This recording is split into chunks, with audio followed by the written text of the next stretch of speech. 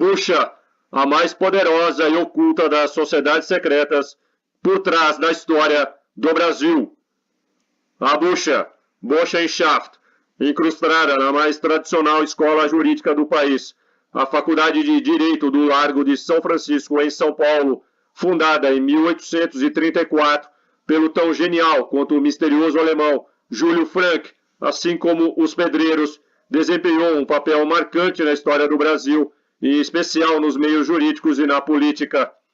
Com a queda do Império, que ajudou a derrubar, e o advento da República, que ajudou a instalar, a Bucha ganhou um imenso poder e foi muito influente no século XIX e começo do século XX, tendo dela participado futuros presidentes da República, ministros, jornalistas, escritores e outras personalidades influentes da República Velha. Após a década de 1930, com o governo Getúlio Vargas, perdeu grande parte de sua força, mas nunca deixou de escolher quem iria governar o país, atuando clandestinamente nos bastidores. O sociólogo Fernando Henrique Cardoso, que ocupou a presidência da República de 1995 a 2003, era membro de uma outra poderosa sociedade secreta na Universidade de São Paulo, USP, a Esparta, fundada em 1956, uma ramificação da Bucha, que contaria com um projeto de poder denominado Janus, nome do deus romano, representado por duas ou mais faces, cada qual olhando para uma direção distinta, ou seja, preparada para encarar dois cenários mundiais distintos, um com o socialismo como vencedor e outro com o capitalismo, mas sempre composta por duas elites para que seus interesses sobrevivessem em qualquer panorama. Entre seus membros estariam proeminentes figuras acadêmicas, como Perseu Abramo e Florestan Fernandes, ambos fundadores do Partido dos Trabalhadores, PT, que junto com o Partido da Social Democracia Brasileira, PSDB, fundado por FHC, tem se mantido há 30 anos na presidência da República, irmanados em um projeto comum e devotados a uma mesma agenda. Você vai saber a partir de agora tudo sobre a Bucha e o seu fundador, Júlio Frank, cujo corpo se encontra sepultado de maneira insólita em um imponente túmulo sob as arcadas no pátio interno da Faculdade do Largo São Francisco, encimado por um obelisco e ornamentado com a figura do mocho ou coruja de Minerva, distintivo das lojas pedreiras frequentadas pelos iluminados da Baviera. Em seu romance Canisbe, de 1844, Benjamin Disraeli já afirmava que o mundo é governado por personagens muito diferentes do que é imaginado por aqueles que não estão nos bastidores. Ou seja, Disraeli, que foi primeiro-ministro por duas vezes, em 1868 e de 1874 a 1880, e desempenhado papel central na criação do Partido Conservador Moderno, já alertava quanto à existência de um governo secreto dentro do governo. A atuação de sociedades secretas, se são bem conhecidas em certos países, são praticamente desconhecidas em outros.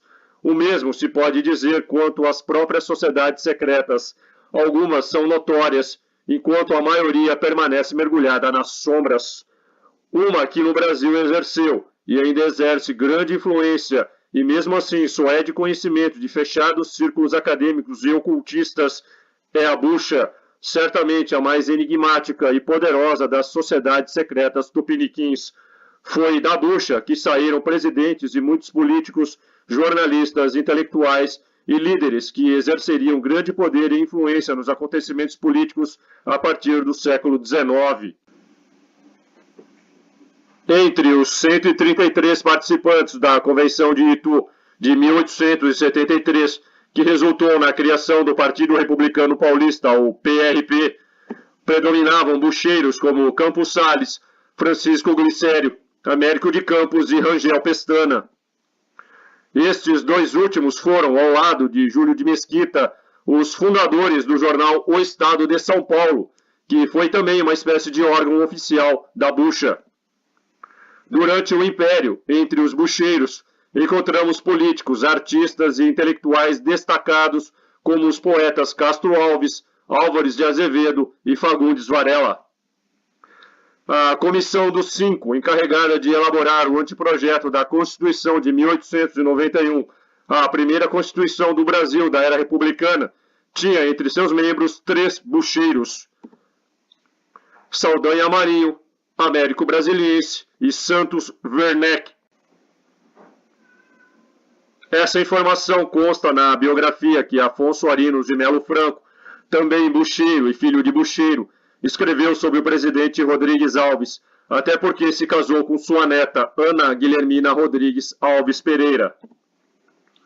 Nos primeiros 40 anos da Primeira República, da chamada República da Espada dos militares Deodoro da Fonseca e Floriano Peixoto, a política do café com leite, diversos bacharéis formados por uma das 2 academias de direito, São Paulo e Recife, e pertencentes à bucha, destacaram-se, ora como ministros, ora assumindo a presidência do país. Os 3 ministros civis mais proeminentes do governo provisório, encabeçado pelo Marechal Deodoro da Fonseca, durante a República da Espada, eram da bucha: Rui Barbosa, Fazenda; Campos Salles, Justiça; Quintino Bocaiúva, Negócios Estrangeiros. Barbosa era pedreiro, iniciado na Loja América, onde diversos outros bucheiros foram iniciados. Dos 15 presidentes da República Velha, 8 foram membros da bucha: Prudente de Moraes, de 1894 a 1898, Campos Salles, de 1898 a 1902, Rodrigues Alves, de 1902 a 1906, Afonso Pena, de 1906 a 1909, Venceslau Braz, de 1914 a 1918, Arthur Bernardes, de 1922 a 1926, Washington Luiz, de 1926 a 1930, e Júlio Prestes, que não chegou a ser empossado por conta da Revolução de 1930. Quase todos haviam se formado na Faculdade de Direito do Largo de São Francisco, exceto Epitácio Pessoa, de 1919 a 1922, que se formou na Faculdade de Direito do Recife em 1886, e cujo governo foi marcado por revoltas militares que acabariam na Revolução de 1930. Arthur Bernardes iniciou os estudos de Direito na Faculdade Livre de Direito, atual Faculdade de Direito da Universidade Federal de Minas Gerais, e o concluiu em São Paulo. Nilo Peçanha, de 1909 a 1910, que assumiu a presidência da República após o falecimento de Afonso Pena e se tornou o primeiro negro a assumir o cargo, estudou na Faculdade de Direito de São Paulo e depois na Faculdade do Recife, onde se formou, mas não consta que tenha sido da bucha, embora tenha se engajado nas campanhas abolicionista e republicana e se iniciado pedreiro e grão-mestre do Grande Oriente do Brasil em 23 de julho de 1917, cargo a que renunciou em 24 de setembro de 1919. Quase todos foram membros da Pedreira, daí que o período também seja chamado de República dos Bacharéis ou República Pedreira. Maçons como o jornalista, político e diplomata José Maria da Silva Paranho Júnior, o Barão do Rio Branco, ministro das Relações Exteriores do Brasil, de 1902 a 1912, e responsável pela consolidação das fronteiras brasileiras, também pertenceram à bucha, uma sociedade secreta dentro de outra sociedade secreta, os pedreiros, servindo-lhe de antessala. Tal como sua versão norte-americana, a Skull and Bones, Crânio e Ossos, incrustada na Universidade de Yale, fundada em 1832 por William Huntington Russell e Alphonse Taft, e que teve entre seus membros 3 membros da família Bush, 2 deles tendo sido presidentes dos Estados Unidos. Na foto, George Herbert Walker Bush, à esquerda do relógio, na Skull and Bones. E tal como a sua co-irmã Skull and Bones, a bucha também nasceu e está incrustada em meio acadêmico, em seu caso entre os estudantes da Faculdade de Direito do Largo de São Francisco, criada em 11 de agosto de 1827 pelo imperador D. Pedro I, quando assinou a lei que instituía os cursos jurídicos no Brasil. Essa lei previa a instalação de 2 faculdades, uma em Recife e outra em São Paulo, só que a dos paulistas foram os primeiros a entrar em funcionamento. A lei de 11 de agosto também institucionalizou os cursos anexos, espécie de curso preparatório que capacitava os jovens a prestarem os exames de admissão à faculdade. Com isso, muitos estudantes de todo o país migraram para a capital paulista. Não era incomum que se transitasse entre as duas. O barão do Rio Branco, por exemplo, ingressou nos estudos jurídicos em 1862 na Faculdade de Direito de São Paulo, mas posteriormente se transferiu para a instituição pernambucana e se formou bacharel em Direito pela Faculdade de Direito do Recife. A de São Paulo foi instalada no antigo e semi-abandonado convento de São Francisco e rapidamente se converteu em um dos polos políticos mais importantes de todo o país, principalmente por causa de um nome praticamente ignorado em todos os livros de história. O tão misterioso quanto talentoso professor alemão Johann Julius Gottfried Ludwig Frank, mais conhecido como Júlio Frank, que chegou ao Brasil em 1828 e em janeiro de 1830 fundou a sociedade secreta Burschenschaft, conhecida como Bucha, que defendia ideais revolucionários liberais, abolicionistas e republicanos. Seu lema, fé, esperança e caridade, e todo o seu ideário vinham do iluminismo e dos pedreiros. Nos cursos anexos houve, entre tantos outros, dois importantes professores estrangeiros de índole liberal a influenciar seus alunos.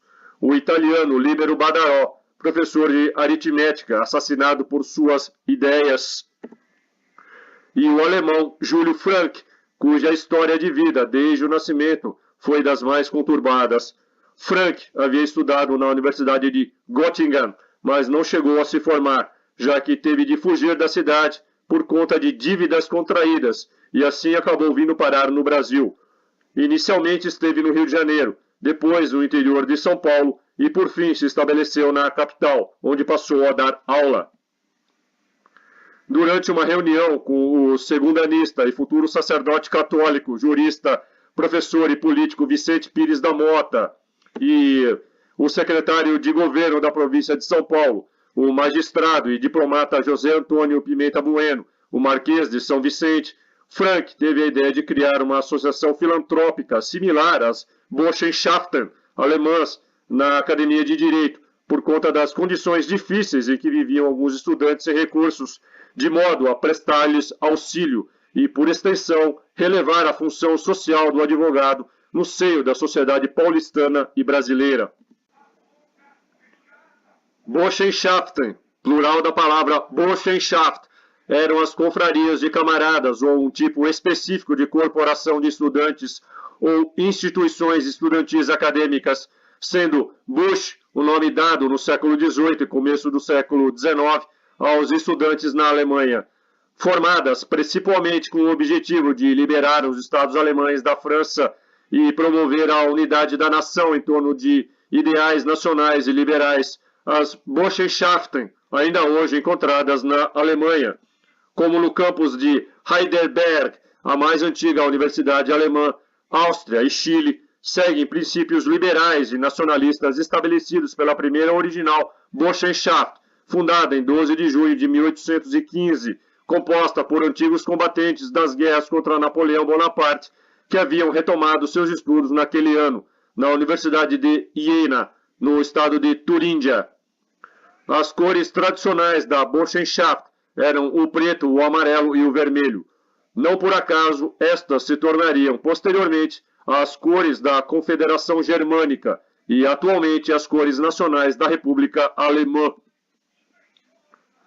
Entre os notórios membros da Burschenschaft alemã, podemos destacar Max Weber, Victor Adler, Ferdinand Lassalle, Friedrich Nietzsche, Franz Schubert, Robert Schumann, Friedrich Hegel e Theodor Storm. Diferentemente de suas congêneres alemãs, a Bucha Paulista sempre foi uma sociedade absolutamente secreta. Sua estrutura era bem definida e funcionava sob a liderança de um chaveiro, pessoa que detinha maior poder, apoiado por um conselho de apóstolos e um conselho dos invisíveis. Consta que Júlio de Mesquita Filho, que seguia os passos de seu pai, Júlio de Mesquita, fundador do jornal O Estado de São Paulo, e igualmente um bucheiro, foi um desses chaveiros. Anualmente acontecia na Faculdade de Direito a Festa da Chave. Como o líder estudantil da Bucha era sempre um aluno do último ano, a formatura coincidia com a passagem de bastão ao mais novo.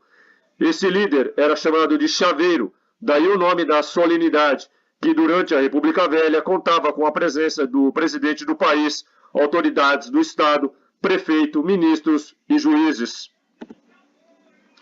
Curiosamente, no filme Matrix Reloaded, de 2003, foi-nos apresentado um personagem chamado O Chaveiro, que foi forçado a trabalhar preso em um escritório a mando de Merovingian, sendo mais tarde libertado pela resistência, mas que acaba sucumbindo nas mãos dos agentes da Matrix. E o tal Conselho dos Invisíveis remete ao Colégio Invisível, título do livro homônimo de Jacques Vallée, publicado em 1975. Vallée definiu o Colégio Invisível como uma rede informal multidisciplinar de cientistas e ufólogos dedicados ao estudo do fenômeno OVNI, que funcionou de 1960 a 1975 e cujas atividades permaneceram relativamente sigilosas para não prejudicar a vida profissional de seus membros de diferentes países. Esse colégio permitia que seus membros trocassem informações, ideias e documentos longe da mídia e dos círculos científicos oficiais. Entre os seus membros mais proeminentes estavam o próprio Vallée e Joseph Allen Hynek. O ritual de admissão de um candidato na bucha era como a da Skull and Bones ou de um clube fechado. Para o ingresso na sociedade, era necessário que a admissão fosse proposta por outros membros e, uma vez aceito, o novo bucheiro, escolhido por sua inteligência e lisura de caráter, deveria pagar mensalidades proporcionais à sua hierarquia, que começava do nível mais baixo e estruturava-se em catecúmenos, crentes e apóstolos, estes no total cabalístico de 12, considerados membros mais importantes. Nos níveis mais altos estavam os chefes supremos e conselho dos divinos. O bucheiro iniciado deveria fazer o seguinte juramento: juro pela minha honra jamais revelar a quem quer que seja o que me vai ser confiado hoje. Serei o mais infame dos homens se faltar a esse meu juramento. A estrutura da sociedade, com o passar dos anos, transcendeu os velhos muros da academia e passou a permear a política nacional, dominando a estrutura burocrática do Estado.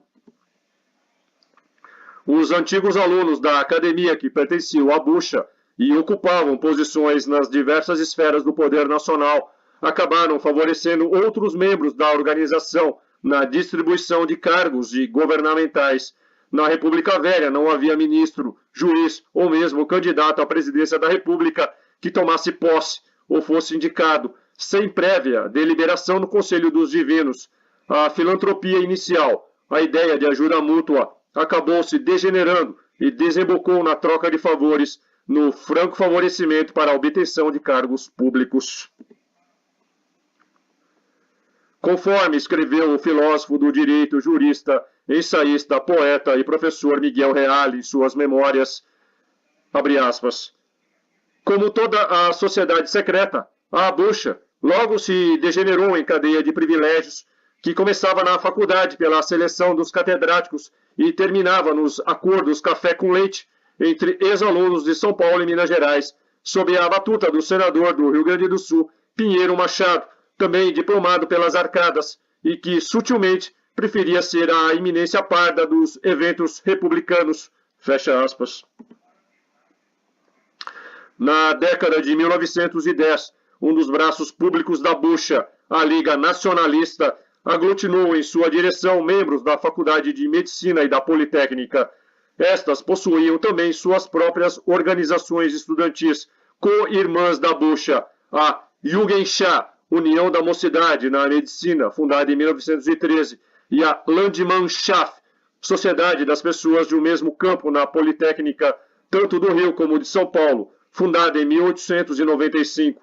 O intercâmbio de alunos de direito entre São Paulo e Recife acabou por ocasionar a criação de um braço da bucha em Pernambuco, a Tugendbund, União e Virtude. Mas nenhuma delas teve tanta força ou importância como a bucha, que se reunia no subsolo do prédio, hoje ocupado pela Pinacoteca do Estado. Durante a Primeira Guerra Mundial, um delegado de polícia estranhou a movimentação no Jardim da Luz. Pensando tratar-se de espiões, o delegado invadiu o local, dando voz de prisão a um grupo fantasiado que usava capas de cavaleiro com insígnias coloridas em forma de coração e espadas. Um dos presentes à reunião era nada menos do que Altino Arantes, então governador de São Paulo. Washington Luiz, ainda prefeito de São Paulo, também estava lá, e ambos tiveram de explicar ao delegado o que acontecia ali e iniciá-lo na organização para preservar seu segredo. Com a Revolução de 1930, que pôs fim à República Velha e propiciou a chegada ao poder de Getúlio Vargas, a força da bucha entrou em declínio. Ademar Pereira de Barros, então interventor do Estado de São Paulo, teria conseguido colocar as mãos em uma lista parcial de membros da bucha no final da década de 30 e se apressou a apresentá-la a Getúlio. De acordo com o jornalista, escritor e político Carlos Lacerda, o presidente leu atentamente a lista e a devolveu para Ademar, dizendo: "Não se pode governar o Brasil sem essa gente. O senhor que entre para a Burschenschaft." Teria sido por isso que Getúlio Vargas se suicidou em 24 de agosto de 1954, porque ele não era da bucha. Na sua carta-testamento ele foi explícito, abre aspas: "Mais uma vez as forças e os interesses contra o povo coordenaram-se e se desencadeiam sobre mim. A campanha subterrânea dos grupos internacionais aliou-se à dos grupos nacionais, revoltados contra o regime de garantia do trabalho." Fecha aspas. A bucha permaneceu atuando nos bastidores. Para o advogado, historiador e político Pedro Brasil Bandeck, em 25 de agosto de 1961, Jânio Quadros teria se referido à bucha quando falou de forças terríveis para justificar sua renúncia. O detalhe é que Jânio era pedreiro e formado pela Faculdade de Direito da USP. O jornalista, escritor, historiador, biógrafo, crítico literário, dicionarista e enciclopedista Fernando Jorge, com quem me encontrei nos dias 18 de setembro e 9 de dezembro de 1996, ex-aluno da São Francisco e antigo vice-presidente da Academia de Letras da faculdade na década de 1950, garantiu a Bandeck e ao historiador Leonardo Arroio, na década de 80, que a bucha ainda existia. Jorge disse ainda que, na sua época, achava curioso o costume de alunos mais velhos se encontrarem ao redor do túmulo do Júlio Frank. Alguns diziam que era ritual da bucha. Em 2006, a comunidade da Faculdade de Filosofia, Letras e Ciências Humanas, a FEFELESH da USP, foi surpreendida com cartazes nos corredores de suas unidades. Nelas, a Sociedade Esparta anunciava a comemoração dos seus 50 anos de existência. Poucos sabiam que aquela imagem de uma caveira cercada por 5 raios, com ossos cruzados embaixo, e o número 326, se referia a Esparta, um outro ramo da Burschenschaft, surgido em 1956. A Skull and Bones, de Yale, Chapter 322, utiliza o número 322 em seu símbolo, que tanto se refere à data de fundação da Irmandade, 1832, segundo semestre, quanto à aparição da deusa Eulógia, eloquência, no céu, em 322 a.C., após a morte de Demóstenes, político e orador grego de Atenas, nascido em 384 a.C. Acreditava-se que ela retornaria em 1832. Por ano, a Esparta, também conhecida como Lambda Beta, recruta apenas 20 alunos, metade deles indicados por membros antigos. 5 vagas são reservadas para membros que solicitaram sua entrada na sociedade e as demais para filhos de antigos membros. Nascida no meio da Guerra Fria, a Esparta contaria com um projeto de poder denominado Janus, nome do deus romano representado por 2 ou mais faces, cada qual olhando para uma direção diferente, pois estaria preparada para 2 cenários mundiais distintos, um com o socialismo como vencedor e outro com o capitalismo. A sociedade teria formado 2 elites para que seus interesses sobrevivessem em qualquer panorama. Entre seus membros estão proeminentes figuras acadêmicas, como Perseu Abramo, Florestan Fernandes e Fernando Henrique Cardoso. Os 2 primeiros fundadores do Partido dos Trabalhadores, PT, e o último do Partido da Social Democracia Brasileira, PSDB. Juntos, esses partidos esquerdistas têm se mantido há 30 anos na presidência da República. O PSDB segue os preceitos da Sociedade Fabiana, organização socialista britânica fundada em 4 de janeiro de 1884, cujo propósito é promover os princípios da social-democracia e do socialismo democrático por meio de esforços gradualistas e reformistas, e não pela luta de classes ou pela revolução, diferenciando-se nesse aspecto do PT e outros partidos de esquerda que pregam a passagem revolucionária ao socialismo.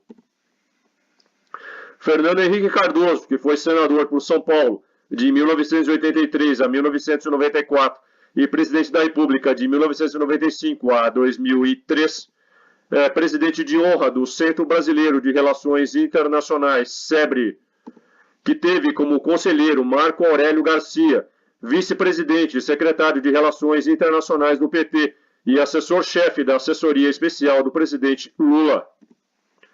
O SEBRE, fundado em 1998, é generosamente provido por recursos públicos repassados pelo Ministério das Relações Exteriores e por uma pleiade de poderosas estatais, além do generoso mecenato de prestigiadas empresas privadas ou recém-privatizadas, como a Companhia Vale do Rio Doce e a Companhia Siderúrgica Nacional, CSN, sem contar os financiamentos externos do BID, Banco Interamericano de Desenvolvimento, e do PNUD, Programa das Nações Unidas para o Desenvolvimento.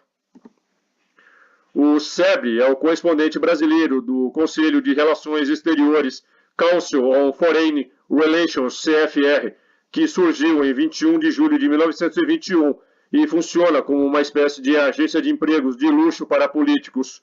É muito difícil fazer carreira política nos Estados Unidos, tanto no Partido Democrata como no Republicano, sem entrar para o CFR. O mesmo ocorre com os mais altos cargos da administração federal norte-americana.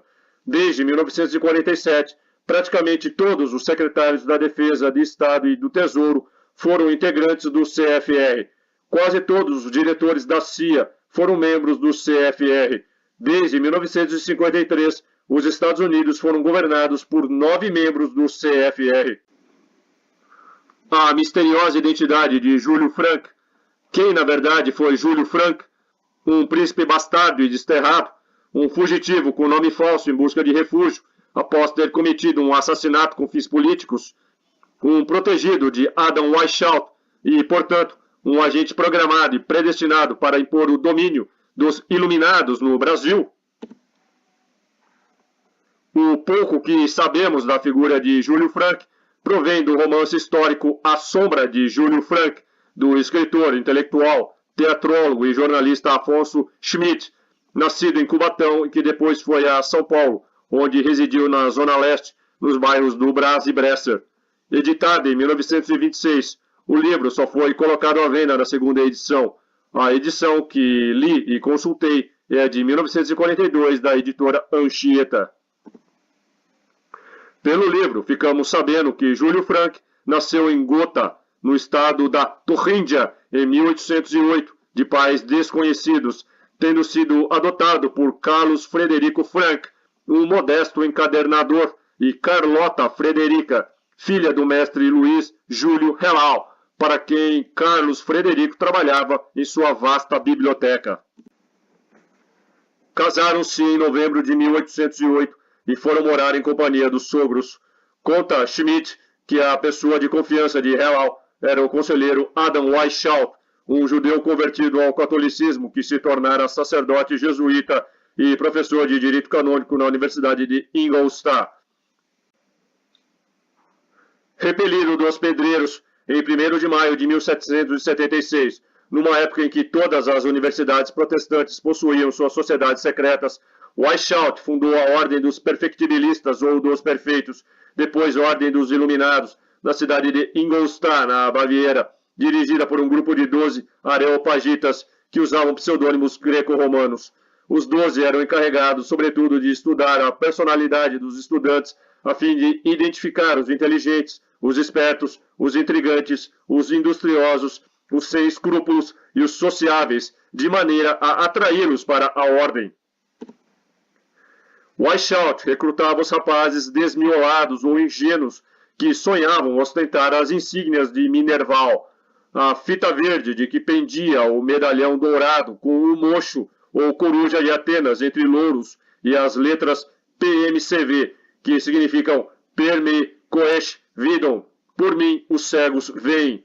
Os iluminados preconizavam de todos os modos possíveis a destruição sistemática da religião católica.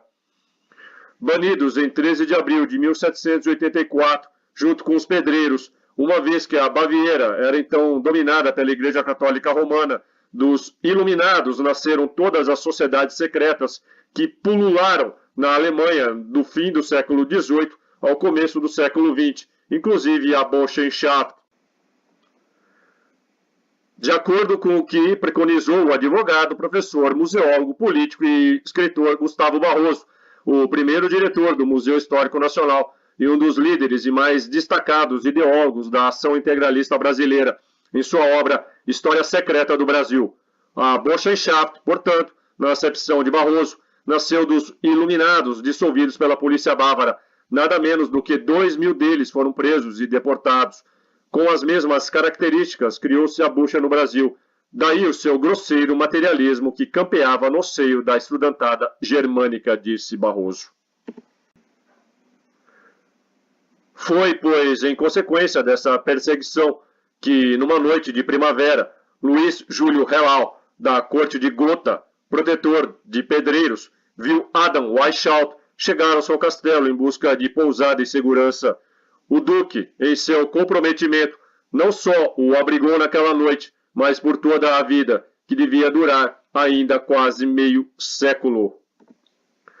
Hellal adotou não só Weishaupt como uma criança de estirpe nobre que não deveria nascer, mas nasceu, e que aos seus cuidados lhe fora entregue, e que por sua vez o entregaria para ser criado por sua filha Carlota Frederica e seu genro Carlos Frederico Frank, que, com apenas um mês de casados, o tomariam como a seu próprio filho e o chamariam de João Júlio Godofredo Luiz Frank.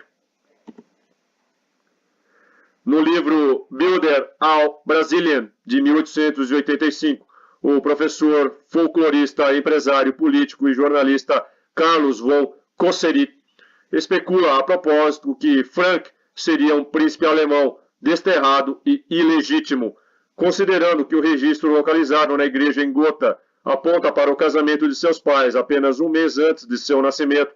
Parece lógico que Carlota Frederica e Carlos Frederico Frank o tenham adotado para limpar a barra de alguma princesa, e por isso mesmo ele seria protegido de Adam Weishaupt. Sendo filho de um encadernador oficial da corte, a infância de Júlio Frank foi rodeada de livros, o que beneficiou o seu intelecto, embora não o seu gênio e temperamento. Desde cedo ele se revelava o menino mais inteligente da escola, mas, por outro lado, o aluno mais endiabrado da Europa. Sua precocidade genial era alternada com as reprimendas, os castigos e as contínuas ameaças de expulsão. Seu pai chegou ao ponto de não aturar mais suas travessuras e o expulsou de casa aos 12 anos. Mas quem contava com um protetor como Weishaupt não ficaria desamparado. O fundador da Ordem dos Iluminados logo o matriculou em ginásio ilustre, frequentado pelos filhos das nobres famílias da cidade, além de abrir para ele um crédito em determinada loja para o que fosse necessário. Foi, pois, nessa existência incerta, auxiliado a miúde pelas contribuições de Weishaupt, que ele cursou o ginásio. As dificuldades tinham-lhe feito conhecer o apoio daquela providência que os estudantes alemães conhecem através dos séculos, uma associação de estudantes ramificada por todos os estabelecimentos de ensino, cujo fim principal é fornecer livros, roupa e matrícula aos rapazes pobres, levados ao estudo por irresistível vocação. Essa sociedade secreta era a Burschenschaft. Refeito e em boa paz, entrou na Universidade de Göttingen, no estado da Baixa Saxônia, junto ao rio Leine, centro da Alemanha. Schmidt narra que ele desembarcou em Göttingen numa tarde de inverno com as mãos abanando e depois de muito caminhar entrou em um sebo, onde lá teve de vender o seu compêndio de demonologia, matéria que no momento muito o interessava, mas que ainda não o tinha lido, para matar a fome. Essa referência de Schmidt é mais um dos indicativos do quanto os membros de tais sociedades secretas estão imbricados com o ocultismo e o satanismo. Júlio aclimatara-se logo naquela cidade e dentro de pouco já havia recomeçado a sua antiga existência de Gotha, ajudado pela Burschenschaft, a qual acessara usando de uma senha e que era justamente a palavra Burschenschaft. Sua inteligência logo conquistou colegas e professores. Assim, pelo talento, dedicação ao estudo e galhardia de atitudes, Júlio Frank conquistou a universidade. Os professores não lhe regateavam elogios e os colegas disputavam-lhe a amizade. Frank, porém, levava uma vida desregrada e luxuriosa e não regateava em ajudar generosamente os amigos. Perdulário, o dinheiro em sua mão escoava-se. No meio da aflição, escrevia cartas a Weishaupt pedindo-lhe dinheiro, que logo lhe chegava, mas sempre insuficiente para cobrir os gastos. Envolvido em brigas e imerso em dívidas, acabou expulso da universidade e teve de fugir. Em janeiro de 1828, Frank, aos 20 anos de idade, encontrava-se em Berlim e morava em um pobre quarto da Gross-Friedrichstraße. Tinha a alma aniquilada de um velho, embora de quando em quando, mercê da primavera de seus anos, repontasse uma flor de sonho sobre as ruínas, escreveu Schmidt. Suas extravagâncias lhe haviam custado muito caro, e agora o seu orgulho estava horrivelmente abatido.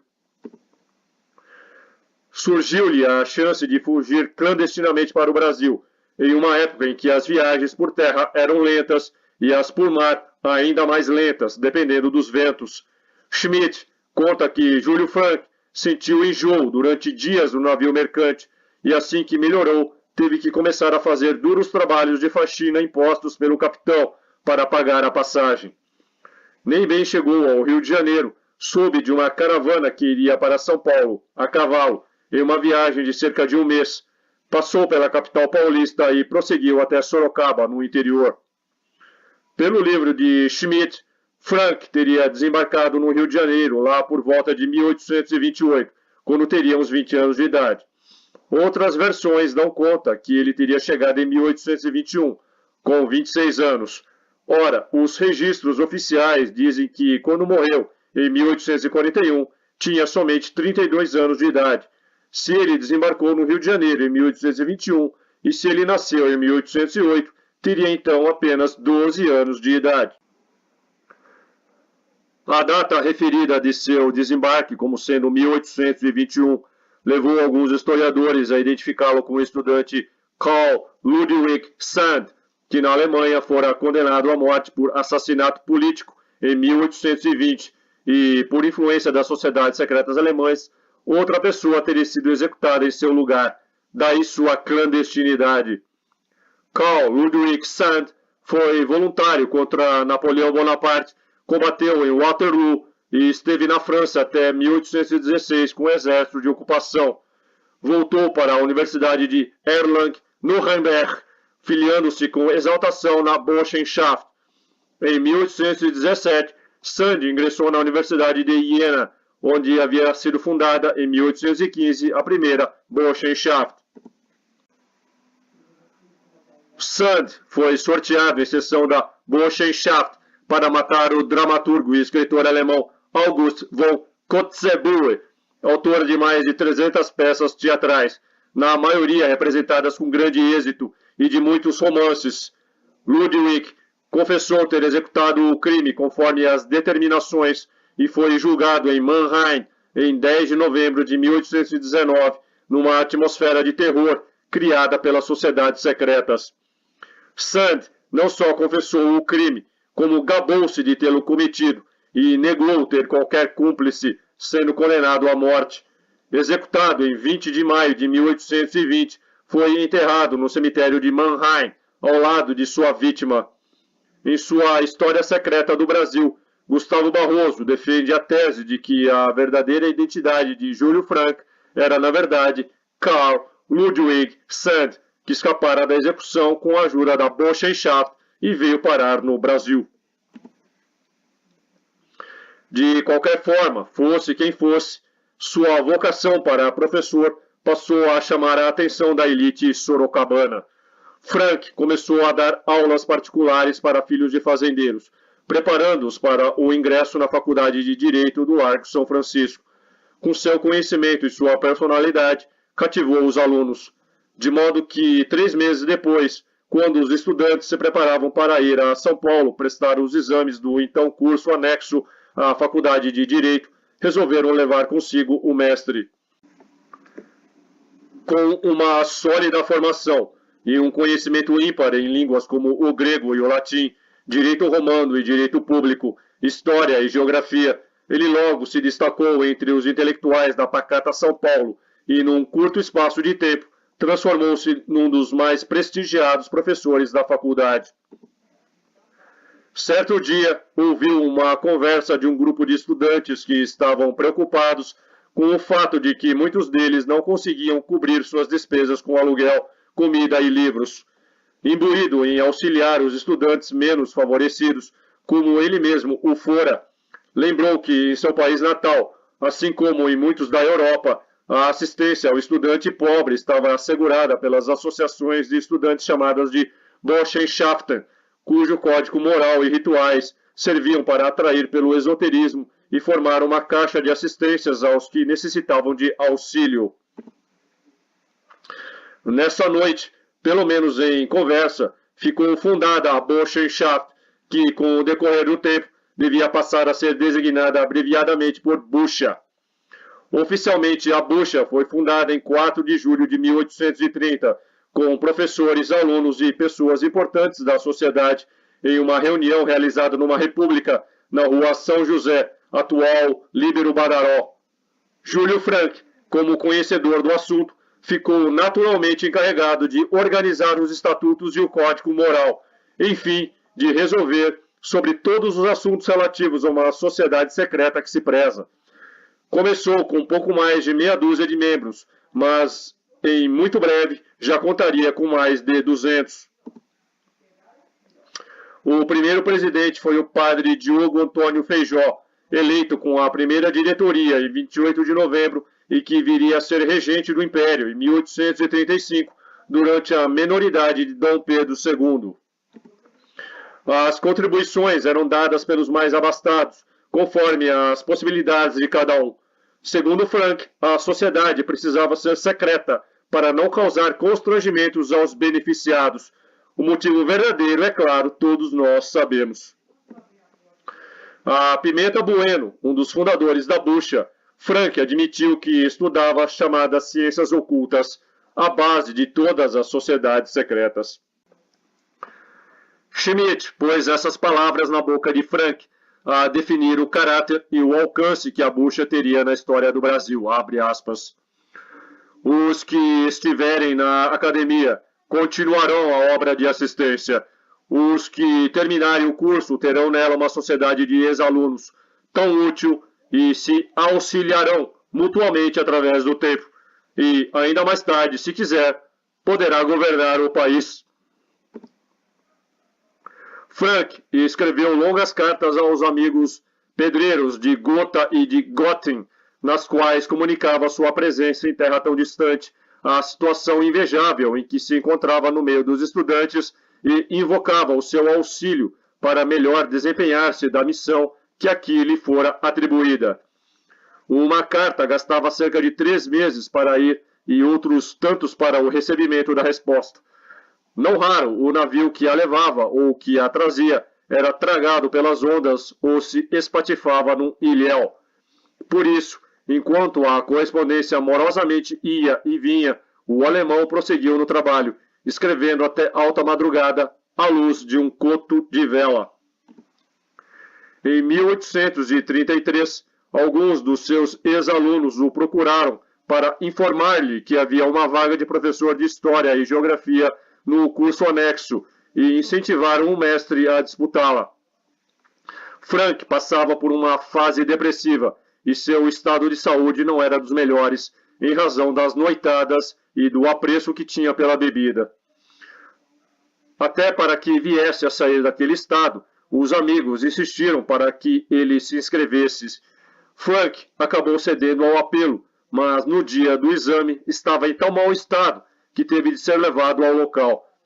Schmidt afirma que ele só venceu o torpor quando tomou uma dose de pinga numa venda.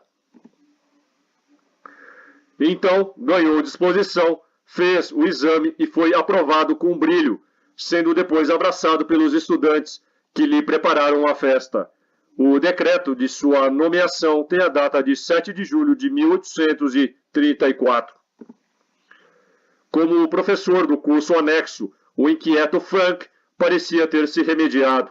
Integrou-se de todo naquela provinciana existência e acabou pedindo naturalização. Pouco depois conheceu uma patrícia, filipina, com quem teve uma filha, Bárbara. Os dois, entretanto, nunca se casaram.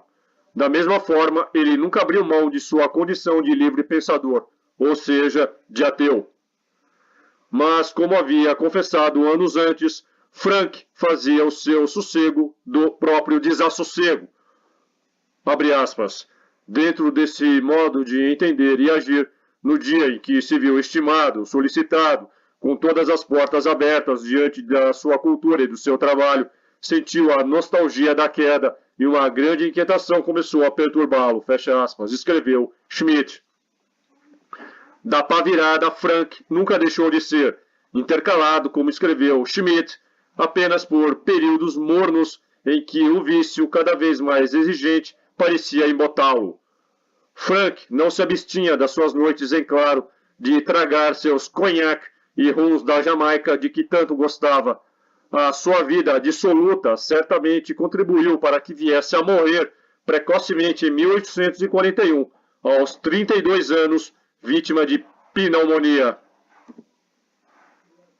Como não era católico, seu corpo teria de ser sepultado no cemitério dos aflitos ou dos enforcados, construído entre 1774 e 75, no atual bairro da Liberdade, no quarteirão compreendido entre a Rua dos Estudantes e a Rua Galvão Bueno, local que recolhia indigentes criminosos mortos na forca e escravos.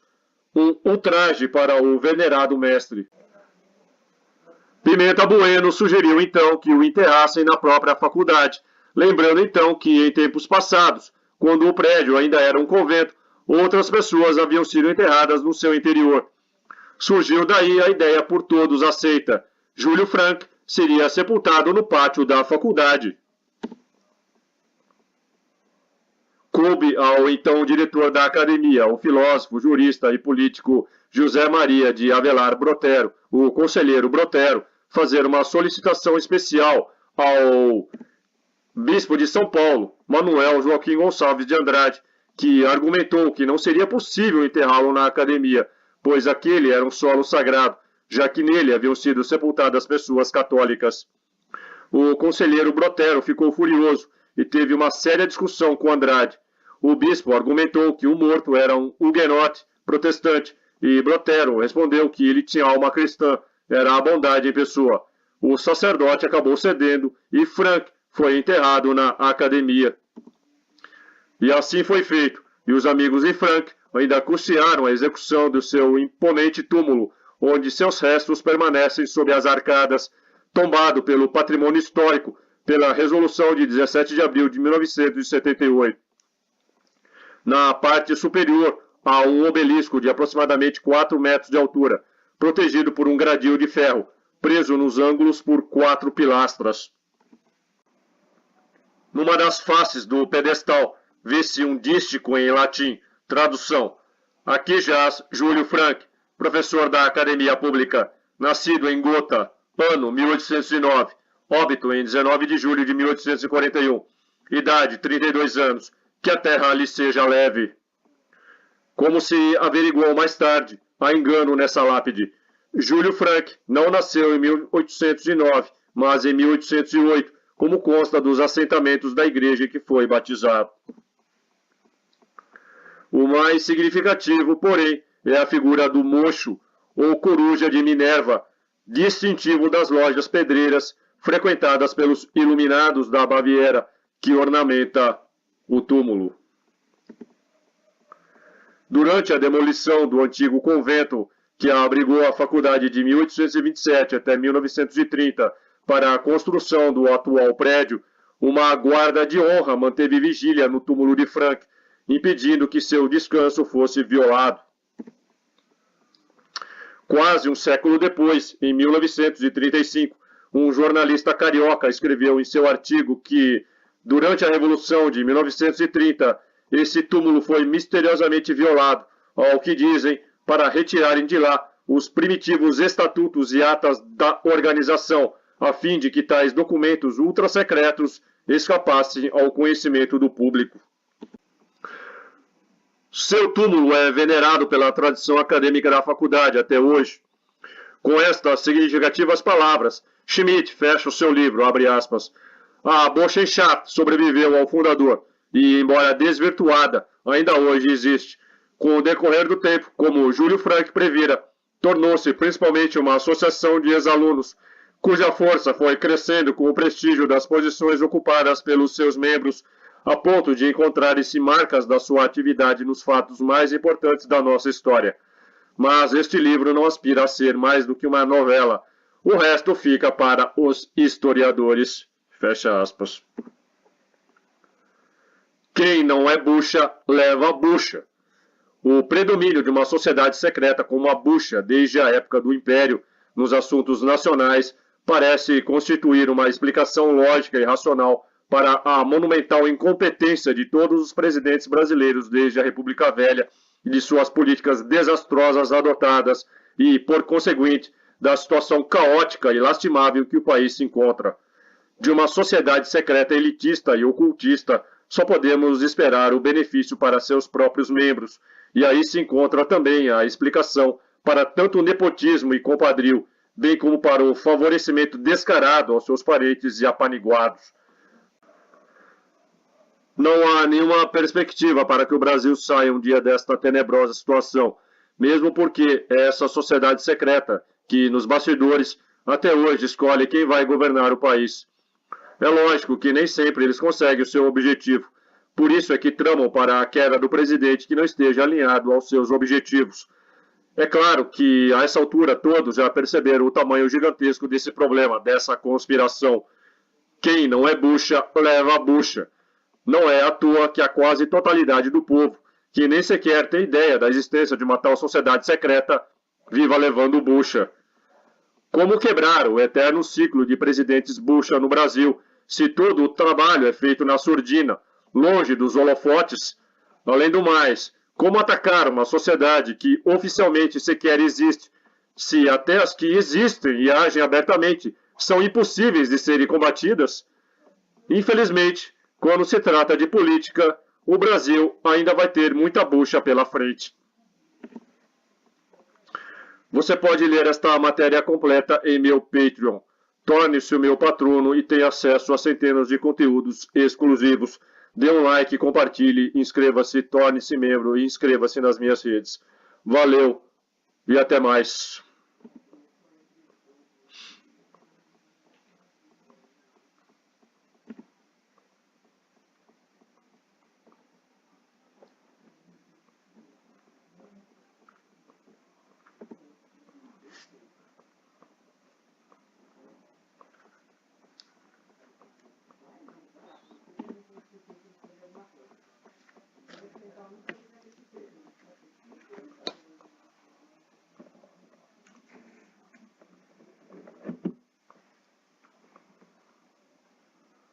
Quem não é bucha, leva bucha.